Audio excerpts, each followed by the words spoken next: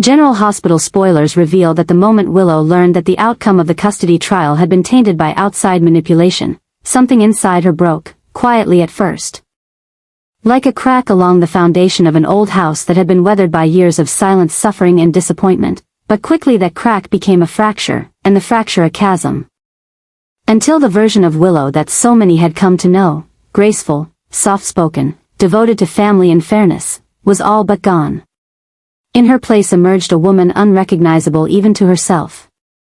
A woman consumed by the realization that not only had she lost her children but that she had done so not in a fair contest of parental capability, not even through honest misjudgment, but through betrayal, backroom deals, and possibly outright corruption. The whispered rumors had surfaced gently at first, an overheard comment in the hospital hallway, a suspicious glance between two court aides, the uncomfortable silence in Carly's voice when Willow pressed her for details about Michael's legal team and their unusually rapid success in securing full custody, but once the idea had taken root in Willow's mind, it festered, twisted, and bloomed into a storm of obsession. She began to replay every moment of the trial in her head, questioning every decision, every pause, every phrase the judge had spoken with robotic authority. Could it be that the outcome had been preordained? That Michael had never intended to share custody, had never truly forgiven her for aligning with Drew, and had instead chosen to weaponize her mistake to tear their children away from her? The thought didn't just hurt, it annihilated her. Each new piece of information Willow uncovered only deepened her dissent. She started visiting court staff, confronting them under the guise of clarification but really to probe for inconsistencies. She pored over legal documents late into the night, searching for errors, loopholes, anything that could explain why she had been branded unfit when every fiber of her being told her she was not just a good mother, she was a necessary one. She found herself stalking the courthouse steps, watching the judge's car leave the underground garage, her breath catching in her throat every time she saw a glimpse of the man she now suspected of being bought. Was it Drew who had paid him off? Or someone else? Someone working in Drew's interest to ensure Michael's victory? And if so, who else knew? Did Carly know? Had Jason been involved? Was Sasha just a pawn or an active player? Willow's world, once ordered and filled with love, was now a labyrinth of shadows and betrayal, and at the center of it all was a singular, unbearable truth: her children had been taken from her not because she failed them, but because she had been outmaneuvered in a game she hadn't even known she was playing. Her rage became volcanic. But unlike before, Willow didn't lash out immediately. She let it simmer, letting the resentment swell inside her chest like a lungful of poison. She smiled at Wiley during their supervised visits, though her hands trembled every time she had to give him back. She held Amelia and whispered promises into her hair, swearing they would be together soon, even as the monitor in the room jotted down every word. She began to withdraw from friends, even from Drew, whose very presence now repulsed her as she considered the possibility that he might have been part of the grand manipulation. She began tracking his movements, questioning his late-night calls, checking his emails when he left his laptop unlocked. She found things, nothing definitive, but enough to fuel her paranoia. A deleted message to a mutual contact in Washington, a bank withdrawal labeled discretionary, small clues that, when seen through the lens of betrayal, became evidence of a far-reaching plot to destroy her life. The more she dug, the more unhinged she became, but she couldn't stop. Because in her mind, she was the only one still fighting for the truth, the only one not numbed into compliance by power, influence, and legacy. The more people told her to rest, to move on, to accept and rebuild, the more convinced she became that they were all in on it. That Port Charles itself had become a cesspool of deceit, and she was the only one still clean. And as that conviction grew, so did the echoes of a woman long buried, Nellie. 4 months. Willow had done everything to separate herself from the sister she had never truly known, the twisted reflection she had learned about only after her death. The woman whose name was a stain across every Corinthos memory. But now, the mirror cracked. And the more Willow suffered, the more her mind began to mimic Nellie's own spiral. The sudden fury at imagined slights, the obsessive drive to reclaim what was hers. The righteous belief that she had been wronged and that the world needed to be corrected by any means necessary, it was all there. Friends who once reached out now avoided her. Nina, who had tried to remain a stabilizing presence, began to notice the signs. The glassy stare, the manic tone, the desperate need to be heard. Willow wasn't just grieving anymore. She was transforming. Into what, no one wanted to say aloud, but the whispers were growing. Nellie may have died years ago, but perhaps her madness had not. Perhaps it had simply lain dormant, waiting to awaken in the woman who shared her blood, her features, her trauma. Willow began writing letters to Wiley that she didn't send. She began planning outings in her mind, fantasizing about taking the children and disappearing to a cabin in the woods. About changing their names and raising them far from the tangled mess of Port Charles. She spent hours researching jurisdictions without strong extradition laws. She visited train stations and bus depots, mentally rehearsing the getaway. She watched other mothers in the park and wept in silence, not for what she had lost, but for what had been stolen. And still, she smiled during supervised visitation. Still, she told Michael she understood. Still, she played the part of the grieving, recovering mother, until the day she wouldn't. Because somewhere inside Willow, something was hardening. Her sorrow was becoming rage, her heartbreak sharpening into vengeance. She didn't just want her children back, she wanted to make those who took them pay. She began documenting everything, every inconsistency in the trial, every unguarded word from Michael. Every questionable action by Drew. She built a case, not in court, but in her mind. And when she finally snapped, and everyone agrees it will only be a matter of time, it will not be with tears and pleading. It will be with fire. In those moments, Port Charles may finally realize the mistake it made in underestimating Willow. They thought they had tamed her, contained her, cut her down to something manageable. But they forgot she is a mother. And no creature is more dangerous than a mother who has been wronged. And if Willow is indeed Nellie's sister, then perhaps it is in her nature to fight until the last breath. To destroy what destroys her, to leave behind not reconciliation, but reckoning. And when that reckoning comes, it will not be silent. It will be a storm. Because Nellie's ghost may never have left. Perhaps it merely waited for Willow to be broken enough to hear it, to embrace it, to become it. And now, with every breath, every stare, every calculated plan to reclaim her children, Willow becomes not just a victim of betrayal, but a mirror of the madness that once haunted Michael's every waking hour. Whether anyone will stop her in time, or whether anyone should, is no longer a moral question. It is a matter of survival. Willow had spent the better part of her life trying to embody grace under pressure, forgiveness in the face of betrayal, and restraint when all she wanted was to scream, but that version of her, the composed and cautious woman who believed in fairness and second chances, was gone. Stripped away, piece by piece. By the heartbreak of losing custody of her children and the cold realization that the courtroom was never neutral to begin with. She hadn't just lost Wiley and Amelia in a legal battle, she had been outmaneuvered, undermined, and betrayed by the very people she once trusted. Now, as she wandered the empty corners of her home, silence replaced by the phantom sounds of her children's laughter, a new identity was taking shape. She no longer wept. She planned. And her plans began with two names, Drew and Nina. Drew had once represented stability for Willow.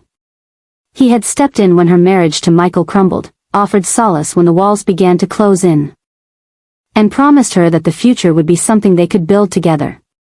But now, that image was shattered. It had started with the whispers, half-spoken comments from Carly that didn't quite add up, a slip from a hospital administrator about Drew's strategic alliances in D.C., and a chilling confession from someone within the legal system who hinted that the judge's decision might not have been entirely impartial. Willow tried to tell herself it couldn't be true. But denial gave way to pattern. Drew had always been one step ahead. Too calm. Too calculated. Too prepared for a verdict that had crushed her. And now, with the benefit of hindsight, Willow saw every comforting word, every protective gesture, for what it truly was, a setup. Not for her protection, but for her erasure. She began keeping notes. Logs. Voice memos of everything she remembered him saying in the weeks leading up to the trial. Names he'd mentioned. People he had called. Timelines that suddenly made more sense through the lens of conspiracy. She wasn't a fool anymore. She had been played. And now, Drew was walking free, reclaiming his place among the Quartermaines. Basking in the illusion of being the noble man who stood by her while quietly orchestrating her downfall behind the scenes. But he wouldn't walk away unscathed. Willow was done being a pawn. She was ready to be the checkmate. And then there was Nina. Nina's relationship with Willow had always been complicated, tangled in past regrets, mother-daughter tension, and the ghost of Nellie, who had poisoned the family tree long before Willow knew her roots.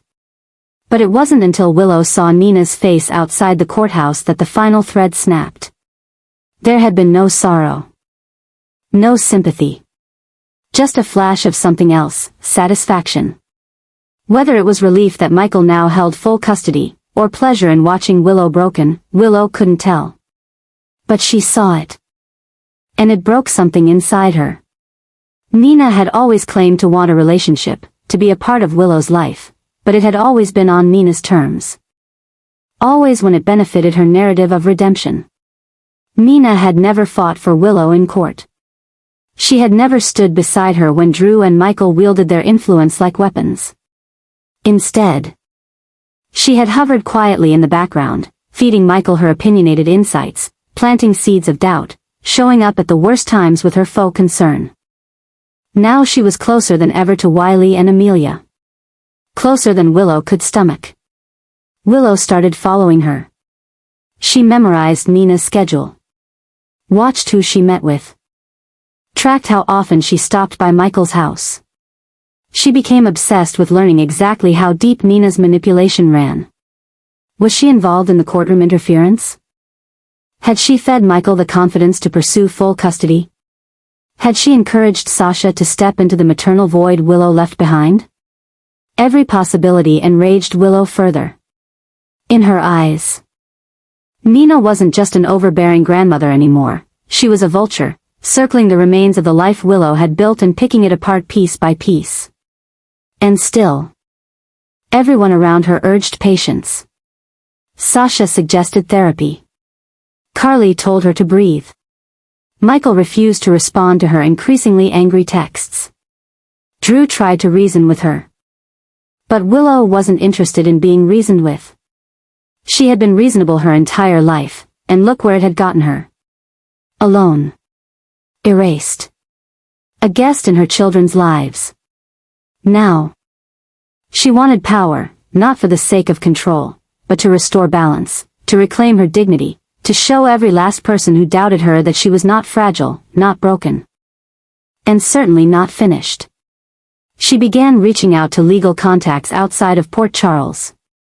She started building a new case, not just against Michael but against Drew and Nina. For emotional interference, manipulation, and collusion. She met with journalists, whispering the beginnings of a scandal that could burn reputations to the ground. She crafted public statements in her mind, imagined interviews where she would lay everything bare, the betrayal, the stolen custody, the orchestrated silence. She wanted the world to know. And more than that, she wanted them to turn on Drew and Nina the way the court had turned on her. But even as she pursued justice in the daylight, darkness simmered beneath her calm surface. There were moments when her fury overtook her. When she stared too long at the door of Michael's home, fantasizing about barging in, demanding to hold her children, consequences be damned. Moments when she rehearsed confrontations with Nina so intense she shook from adrenaline.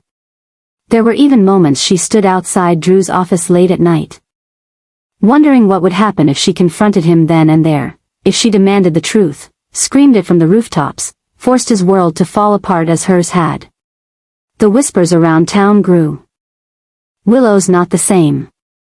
She's becoming intense. Do you think she's okay? But Willow didn't care. Let them talk. Let them speculate. They hadn't been there when her children were pulled away. They hadn't seen the empty car seats. They hadn't watched her calendar turn blank. Her rage was justified. Her fury was focused.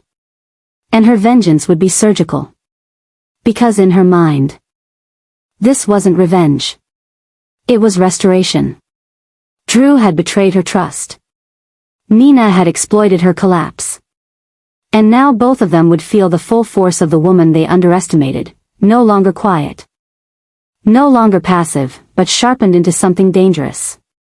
Something like Nellie. Not because Willow had lost herself, but because she had finally stopped pretending she was anyone else. The storm was coming. And Drew and Nina were standing directly in its path. Willow was already unraveling when she lost custody of Wiley and Amelia. But nothing could have prepared her for the earth-shattering revelation that followed, a revelation that exposed not just a betrayal, but a fully coordinated alliance operating in the shadows to ensure her downfall. She had suspected Drew for weeks, sensed that Michael was no longer on her side, and felt Nina's presence tightening around her children like a noose. But it wasn't until she stumbled across undeniable proof, email chains, discreet financial transfers, shared legal consultants, that the horrifying truth hit her with full force. She hadn't just been fighting a custody case. She had been up against a long-game strategy executed by a well-connected, meticulously organized alliance of people she once trusted. And suddenly, everything made sickening sense. What had looked like personal misfortune was now revealed to be deliberate sabotage. Every missed meeting, every manipulated court document, every moment of silence when she begged for support, it had all been planned. And the players in this game weren't just Drew and Michael. They included Carly, who masked her ambition under a motherly guise, Sasha, whose innocent persona served as the perfect decoy, and Nina, who had slipped through every legal crack like smoke. Too slippery to confront head-on. Together, they had spun a web around Willow's life until she couldn't breathe, let alone fight back. The courtroom wasn't where she lost. It was just where she realized she had already been defeated before the first gavel struck. The psychological blow was devastating. Willow had fought so hard, begged so sincerely, and exposed so much of her vulnerability believing she was facing fair opposition. Now she knew she had walked willingly into a trap. And with that realization came a transformation she could no longer contain. The light inside her, once fueled by hope and resilience, flickered and died. In its place rose something darker, colder, more methodical. This wasn't rage without purpose. This was rage sharpened into vengeance.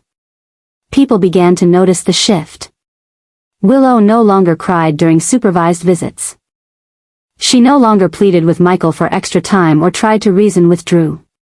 She looked at them with calculation, her silence speaking volumes. Her presence radiating tension so palpable it chilled rooms. Her questions to family became more probing. Her smiles, when they came, were thin, knowing, almost sinister. She didn't try to mend relationships anymore. She studied them, memorized their weaknesses, plotted their collapse. Her grief had evolved into obsession, her heartbreak into strategy. She no longer wanted peace. She wanted justice. Or if that wasn't possible, destruction. And what terrified those around her most wasn't her pain, it was her patience. Willow wasn't lashing out publicly. She wasn't screaming or breaking down. She was waiting. She was watching. And in the quiet fury of her posture, it became clear, she had a plan. Something slow. Something vast. Something designed not just to expose her enemies, but to undo everything they had built together. It wasn't just about regaining custody anymore. It was about rebalancing the scales that had been rigged against her since the beginning. And when she was done, they would all understand what it meant to underestimate the woman they thought they had defeated. This wasn't Willow breaking. This was Willow rising, reborn in the image of those who had hurt her. But stronger, smarter, and with a fire in her eyes that promised she would not rest until every single person in that alliance answered for what they had done. Willow had always been seen as the gentle one, the woman who endured more than her share of heartbreak with quiet dignity, who loved deeply, who forgave too easily. But something had been growing inside her since the day the judge delivered the final blow in the courtroom. Something poisonous. Something that fed on betrayal and humiliation. And now, that something had consumed her completely. She wasn't grieving anymore. She wasn't healing. She was evolving into something colder, sharper, more dangerous than anyone in Port Charles could imagine.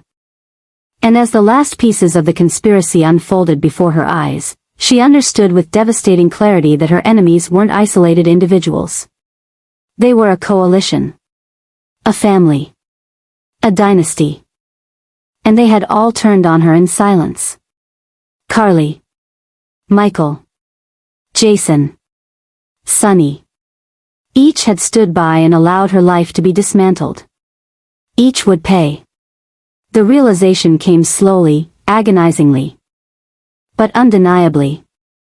Michael hadn't simply fallen out of love with her, he had orchestrated her exile.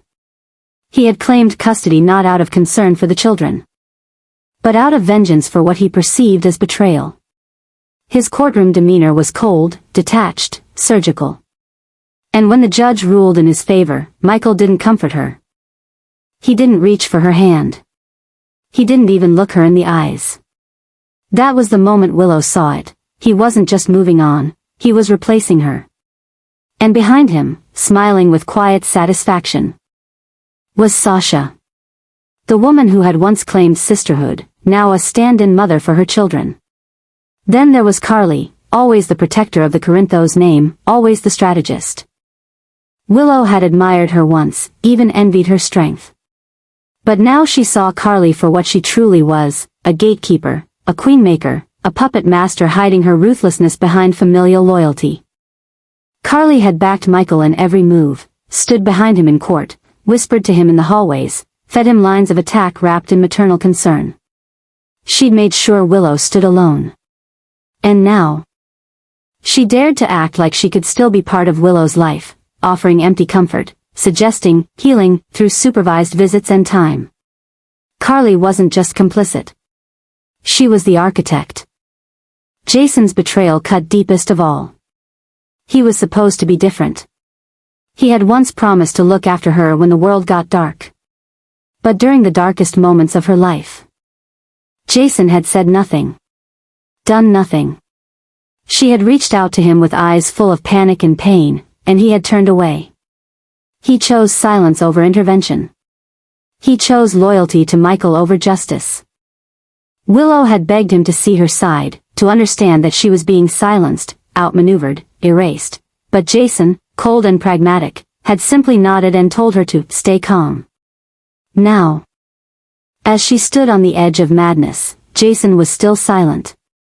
And that silence screamed betrayal. And Sunny, who prided himself on knowing who was loyal and who wasn't, had watched it all unfold and done nothing. He had looked away when Carly buried her claws into Willow's motherhood. He had ignored the signs when Drew and Michael tightened the walls around her. Sunny, whose voice once made people tremble, now couldn't even bring himself to whisper a word of protest as Willow was dismantled piece by piece. She wasn't even sure he saw her anymore. In his eyes, she had become background noise. Collateral damage, a chapter closed. But Willow had not closed the book. She was writing a new ending. And Sunny would be in it. The transformation was not sudden. It unfolded like a quiet storm. Willow stopped speaking in long sentences. Her eyes no longer filled with tears, they were still, sharp, unreadable.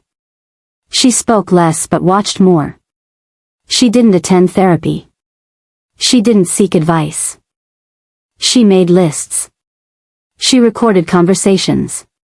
She replayed the court transcripts in her mind. She followed Carly's movements.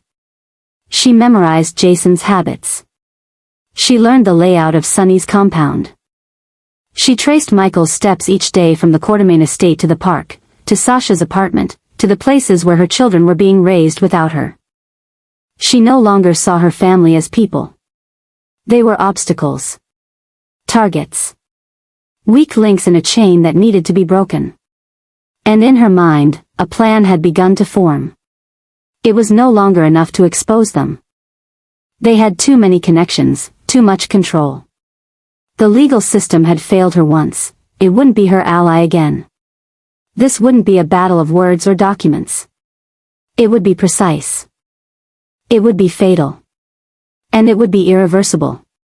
The first would be Michael. She had envisioned it 1,000 times. Waiting in the shadows near the park, where he often walked alone with Wiley. Too comfortable in his false sense of safety. She wouldn't harm Wiley, he was her son. But Michael? Michael had to answer for what he had done. Not just for taking custody. But for pretending to love her while tearing her apart. Then Carly, always moving between her hotel and the Metro court. Too busy to notice she was being followed. Willow imagined cornering her in her office, locking the door, and asking just one question, why, before doing what had to be done. Jason would be harder. He was careful. But not invincible. His loyalty had once meant something to her. Now, it was just another weapon used against her. And Sonny, the final piece. The king. The father who claimed to protect family but stood by while hers was stolen. She knew it wouldn't be easy. But she also knew that empires fall from within. She began collecting what she needed. Disposable phones. New identities. Entry points. Exit strategies. She'd stopped thinking like a victim. She had become the storm. She wasn't erratic. She was focused. Not unhinged. Just resolute.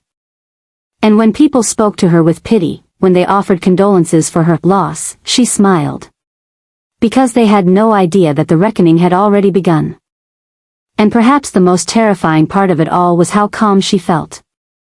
There was no longer a war between her heart and her rage. She had made peace with what she had become. A mother robbed of her children. A woman erased by those she trusted. A soul forged in betrayal. Willow was not seeking redemption. She was bringing ruin. There would be blood. There would be silence. And there would be no forgiveness. Carly. Michael. Jason. Sonny. They believed she was broken. But they were wrong. She wasn't broken. She was reborn. And now, the reckoning was no longer coming. It was already here.